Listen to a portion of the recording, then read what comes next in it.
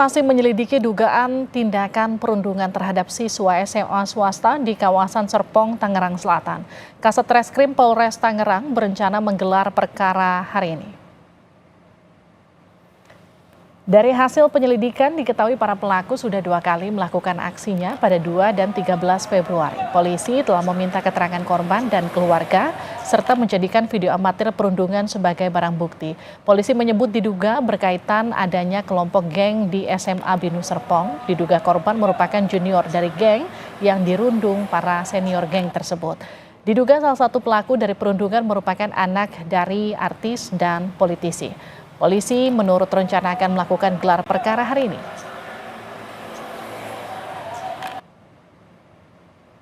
Dan ini yang diduga terjadi tindakan kekerasan itu terjadi sekitar 2 kali, yaitu pada tanggal 2 Februari dan tanggal 13 Februari. Namun untuk pastinya nanti kita akan gali lagi dari keterangan saksi maupun bukti-bukti yang ada. Untuk saksi yang diperiksa dari pihak korban dan pihak keluarga. Untuk bukti itu berupa apa saja, Pak? Untuk bukti sementara dari video kami dapatkan dari rekaman video, kemudian ada beberapa bukti lainnya.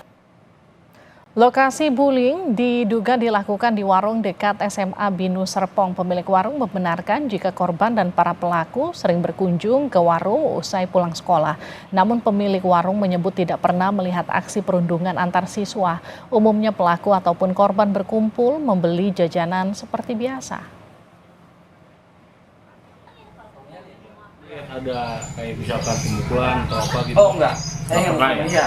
Emang cuma berbaur aja nongkrong doang. Emang cuma nongkrong di sini aja. Nongkrong sini aja. Nongkrong di sini.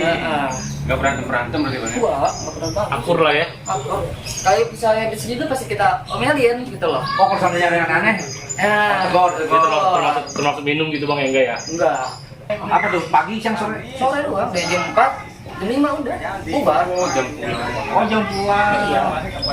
Itu campur, kelas 1, kelas 3 ini semua? Iya, cuma sekarang yang kayak dulu nih banyak, kalau dulu mah hampir 30 ibaratnya. Sekarang paling berapa orang bisa hitung lah ibaratnya. Oh, sempat sampai 30 orang ya? Oh. Motornya taruh mana? Motornya kan banyak yang di sini. Oh, di dalam motor. Pihak